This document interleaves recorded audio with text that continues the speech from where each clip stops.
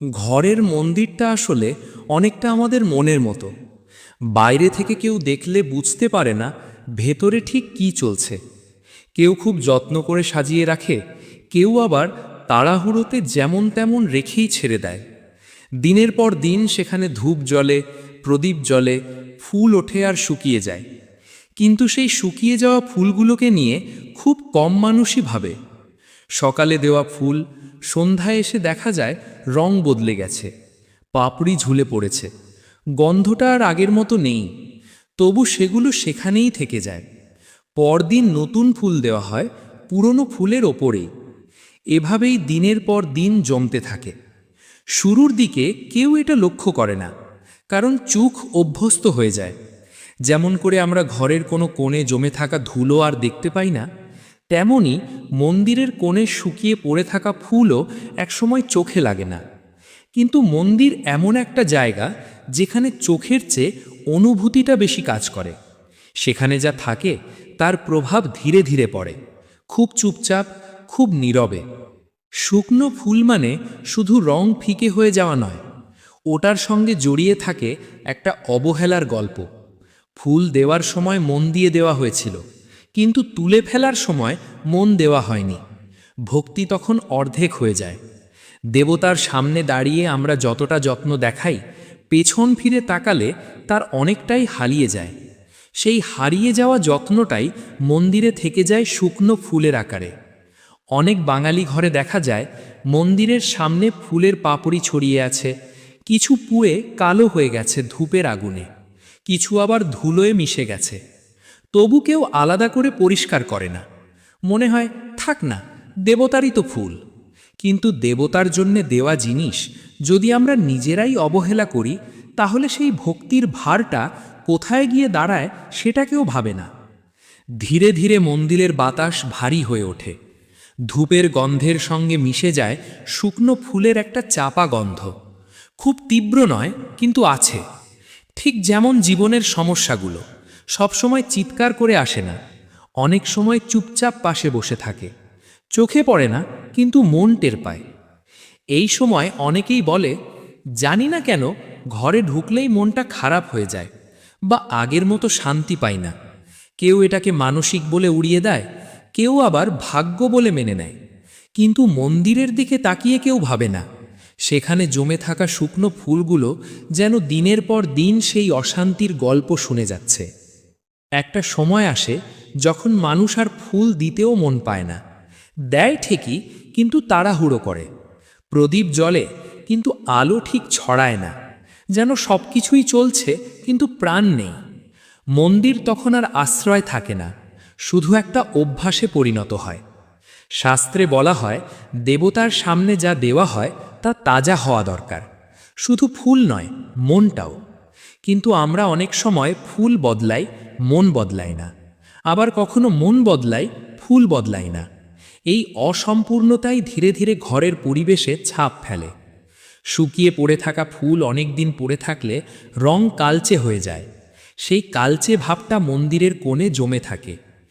আলো সেখানে পড়লেও যেন ঠিক উজ্জ্বল হয় না। যারা নিয়মিত মন্দিরে বসে তারা খুব সূক্ষ্মভাবে এই পরিবর্তনটা টের পায়। বসলে মন অস্থির লাগে, চোখ বারবার অন্যদিকে চলে যায়। অনেক সময় দেখা যায় সংসারে ছোট ছোট ঝামেলা বাড়তে শুরু করেছে, কথা কাটাকাটি হচ্ছে, অকারণে রাগ হচ্ছে। কেউ এই ঘটনাগুলোর সঙ্গে মন্দিরের কোনো যোগ খোঁজে না। অথচ ঘরের সবচেয়ে সংবেদনশীল জায়গাটাই যদি অবহেলায় ভরে ওঠে, তার প্রভাব ঘরের মানুষদের ওপর পড়বেই। শুকনো ফুল মানে একটা থেমে যাওয়া শক্তি।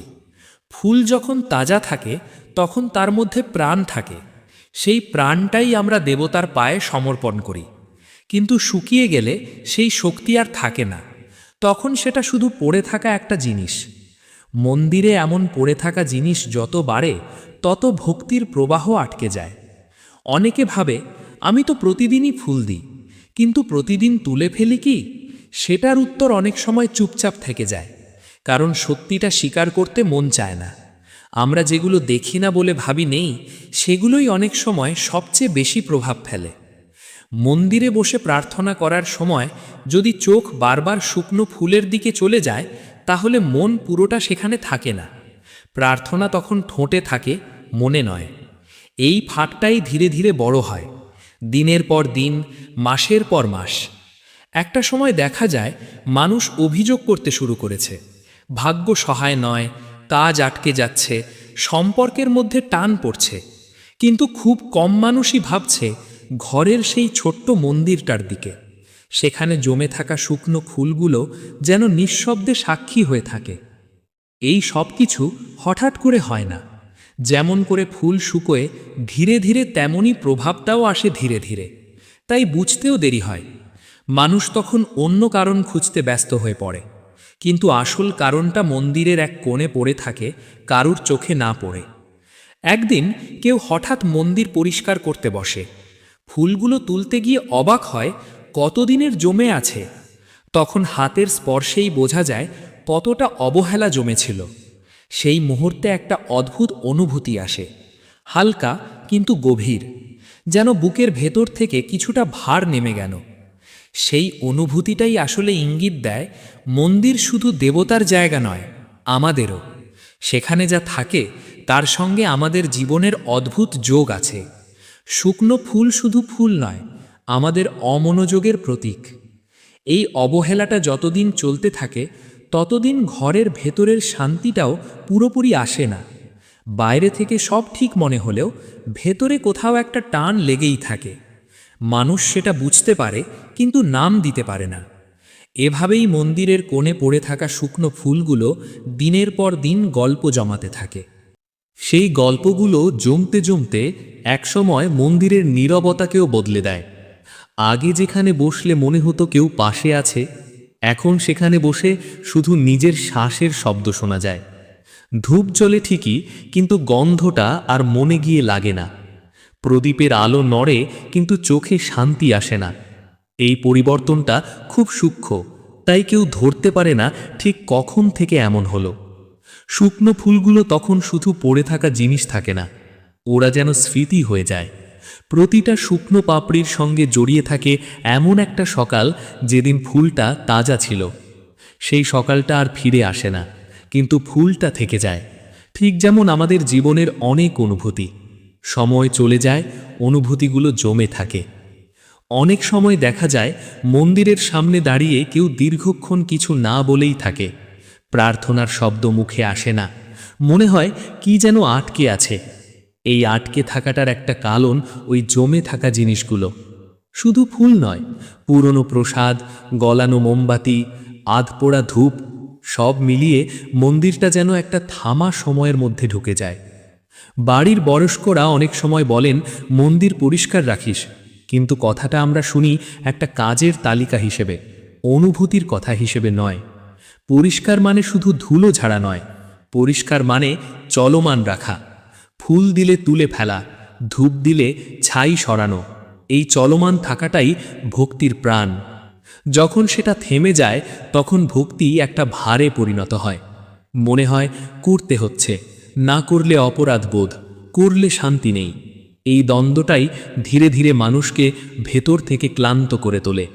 শুকনো ফুল পড়ে থাকলে অনেক সময় পোকা ধরে, খুব ছোট, চোখে পড়ে না, কিন্তু ওরা থাকে।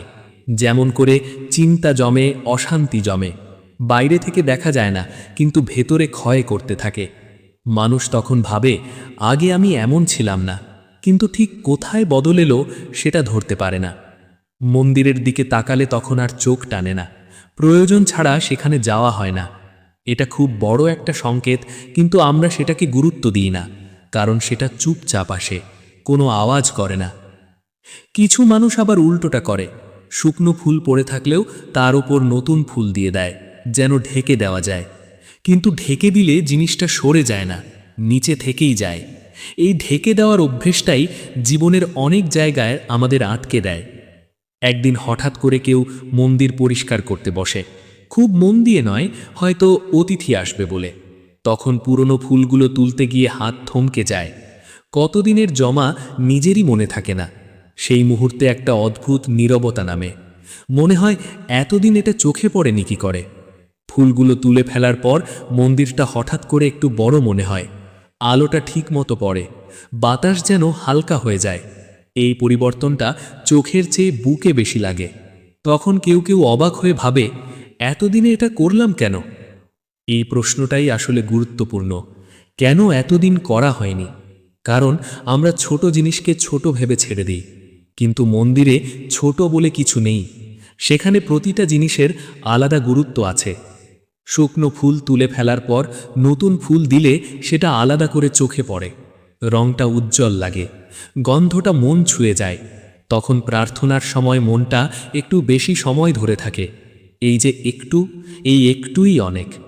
এই অভিজ্ঞতা যারা একবার পায় তারা বুঝতে শুরু করে মন্দিরের যত্ন মানে নিজের যত্ন। সেখানে যা জমে থাকে সেটাই জীবনে জমে, ফুল হোক বা অবহেলা।